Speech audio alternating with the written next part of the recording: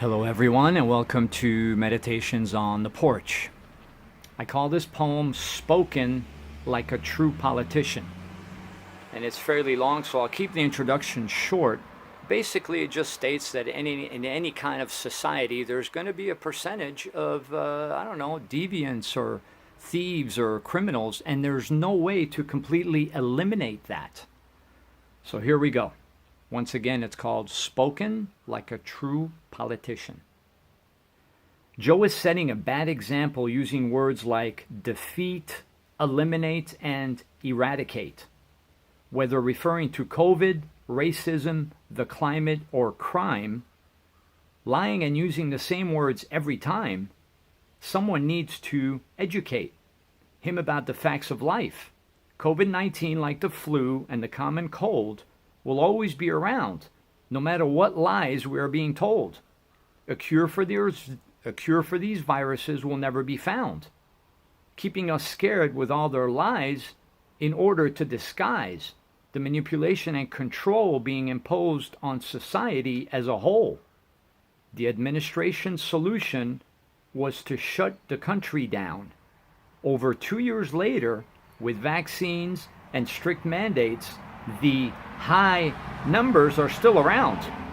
Instead of encouraging everyone to be more healthy and fit, they close down parks and beaches and scare us by saying, this is it. People losing their businesses, their families, and a rise in suicides, addiction, divorces, and depression. Because of their rules, we are headed for a recession. Encouraged not to work by paying us to stay home, getting complacent and lazy all day playing on the phone. Next subject is crime. Has been around since the beginning of time. It is something we can never completely eliminate, no matter how hard we try. This fact of human nature we cannot deny. Their solution is to tell us racism is on the increase, so they decide to address the problem by defunding the police. No common sense or logic while making this stupid decision. We see the crime, violence, and killings all over our streets and television. It took less than a year, and now it's crystal clear. People are living in fear. They are finally acknowledging crime is on the rise, blaming it on guns, using that as a disguise to destroy the Second Amendment and take our guns away, instead of consequences for lawbreakers by putting them away. Soft on crime policies, early release are destroying cities to this day. Moving on to the next big lie. Racism in a society will never completely die. There will always be a small percentage of people who can't see past skin color instead of character and heart, creating hatred, violence, and tearing us apart. A persuasive trick to divide us right from the start. And yet Kamala and Ketanji were put in place with no qualifications whatsoever except their gender and race.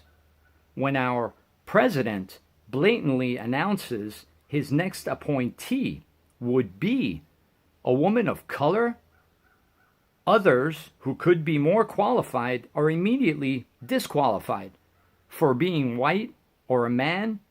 He's the biggest racist of them all. Can't you see it?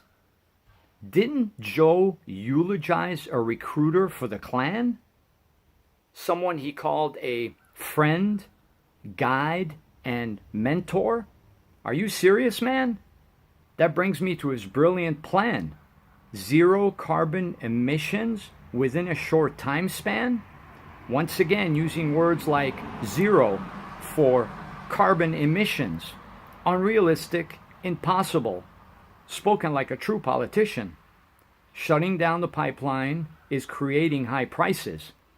Get an electric car to save money during his crisis.